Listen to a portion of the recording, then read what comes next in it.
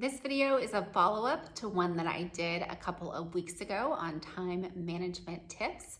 I shared a couple of my favorite time hacks with you and I got such a great response that I wanted to come back with a couple more. So today I am talking about the 5-minute rule and the 5-second rule. The 5-minute rule goes like this. If you can knock out a task within 5 minutes, then just do it. Get it done. And this is really good even if you're in the middle of working on something and a request, someone pops in, they ask you something, an email comes up. If you can go and knock that out in 5 minutes, do that. Because if someone's waiting on your response and action from you, you can keep them moving and it's not a huge disruption to your day or to whatever you're working on. Now there's a caveat to this. If you are in the middle of flow and you really need to focus, don't sit there and go from 5-minute task and then 20 minutes later do another 5-minute task. Don't let email get in the way of your productivity. In fact, I would recommend keeping email to time blocks during specific times of the day. So maybe first thing in the morning, midday, around lunchtime, and then at the end of the day, you can just knock out all of your email in one time. Because if it's a true emergency, then someone's going to call or text you, and most emails can wait a few hours and probably even a day. So don't sweat it. The 5-minute rule is also good for the beginning of the day when you're looking at your task list.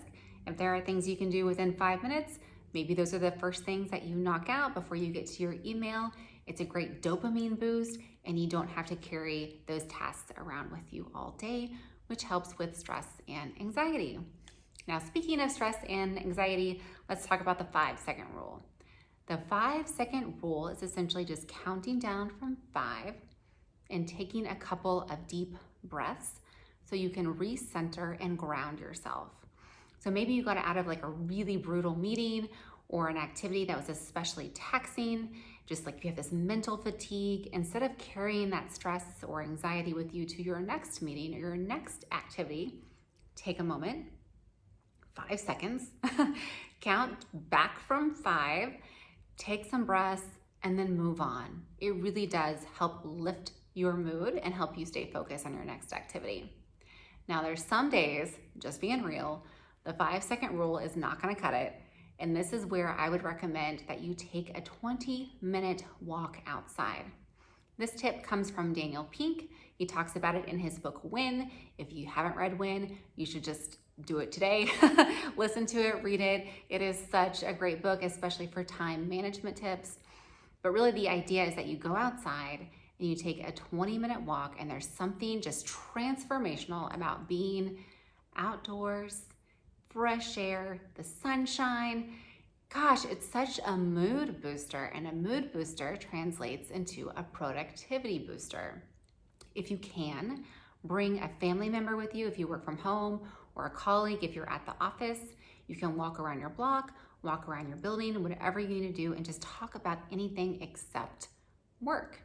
And getting your mind off of work really relaxes you. It affects your whole mental state, and that way when you get back to your desk, you can just focus on what you need to get done, and it's a huge productivity booster because you just feel better. You feel more energized, especially on those days when you're really dragging and you just don't feel motivated.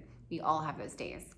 If you can't talk to someone, music is good, podcasts are good, silence is fine if you're into that, meditation, whatever you need to do, just be outside if you can. If you can't, walk around your floor, your office, whatever you need to do, but get moving. And I promise you, you'll get those 20 minutes back and more when you finally sit down and work again. All right, so those are my tips. If you have any additional tips, any comments, please leave them down below. I love hearing from you guys. I really appreciate it when you add to the conversation, and it just makes my day when I get to see your comments and reply to those. So again, if you have any tips that work for you, please do share them. Thanks, y'all.